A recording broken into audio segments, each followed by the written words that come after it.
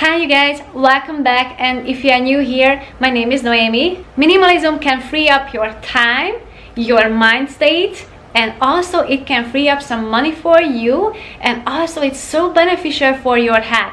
So in this video, I'm going to share you 10 things that we no longer pay for as a minimalist.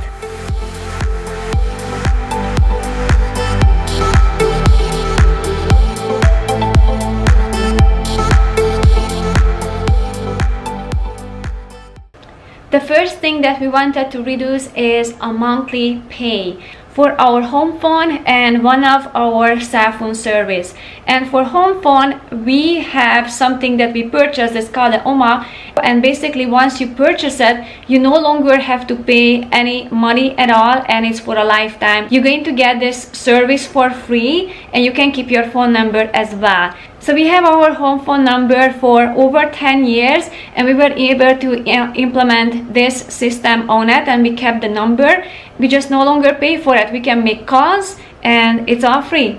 The second one that we implemented was our old cell phone that we give it to my older boy. He is soon to be 13, and the purpose for that phone was if they are at their friend's place, we can still stay in contact and we can just send text to each other or call each other if we want to.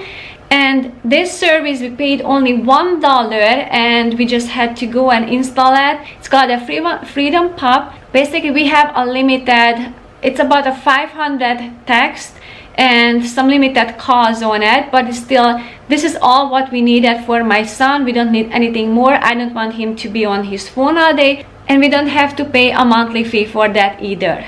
The second one is impulse buys, and that's including toys, shoes, clothes, and all those items that when we see on sale, it's so hard to leave them there. However, once I discovered, I just like the price of the item. I see it as a good deal if you need it, but if you don't need that item, it's not necessarily going to serve you. It's just going to clutter up your home. If you have something like you're looking for socks and it's on sale, go for it and buy it. There's another example, like if I needed a wood spoon and I wanted to buy one, but the one costed me just almost as much as the 6 of them in a package, I got a package one because it's a much better deal. For somebody who needs 6 spoons, but not for me who needed only 1 spoon. I still spend more money, yet I got a clutter with that. On sale items can be tricky. You have to have a list to know what exactly you need. Otherwise, it's basically you like the price of the item.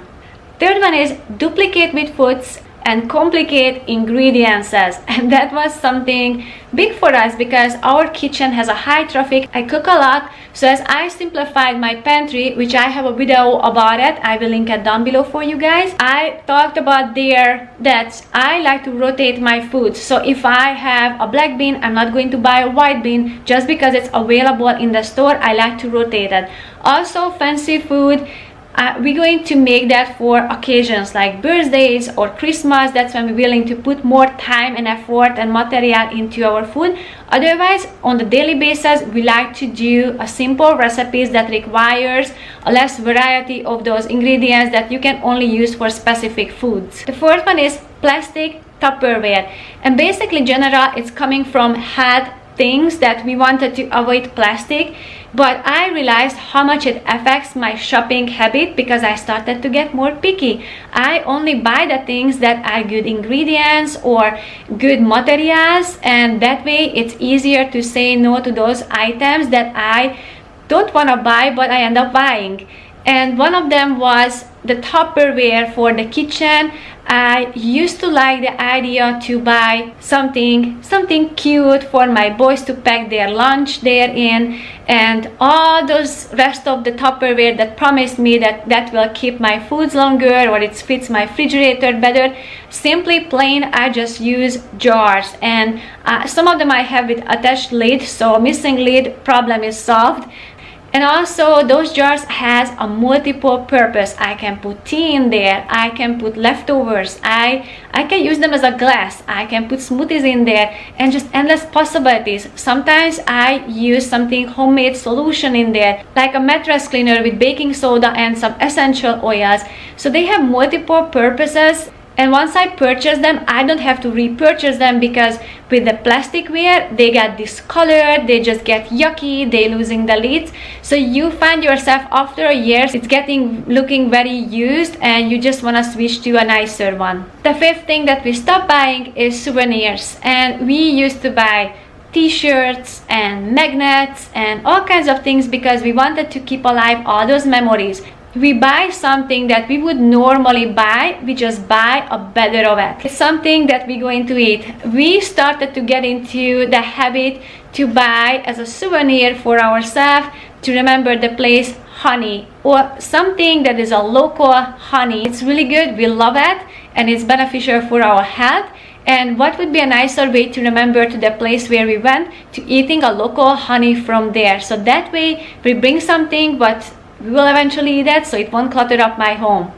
The sixth one is new items, and we still purchase new items. That doesn't mean we don't. However, we save the most money on buying used items, and that doesn't mean it's used by another person, but they were a display item or they are refurbished. We get our washing machine, guys, 40% off because it was a display piece and it had a little dent on the side, but I don't really look at the side of that washing machine, and it's been working for over 15 years perfectly without an issue. This light over here that you guys can see, we saw it at Home Depot and it was $180, and we were like, whoa. So what we did, we came home, we did our research, we find it online cheaper. However, we still did some more digging and we find one that was an open box. That meant we had all the things that it needs for this light to install and the light itself, but it didn't include the instruction, and it was already an open box. But we got it on the third of the price, so that was a deal for us. To check out items if we can buy them as a refurbished. This is how I got my cell phone. It was a refurbished piece and it works like a charm. It's been 2 years without an issue. So before I purchase a new item, I like to do my research if I can find an open box or a refurbished or a used item that I can buy.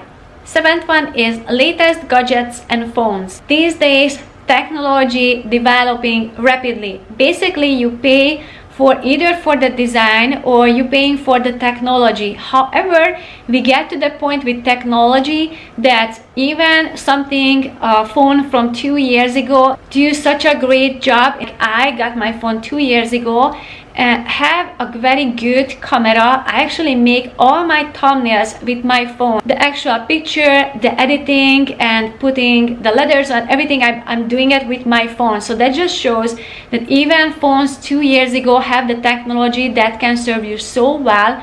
Unless if you are super into technology, that's fine, but to me it's perfectly serves me well, a 2 years old technology. 8th one, seasonal decors.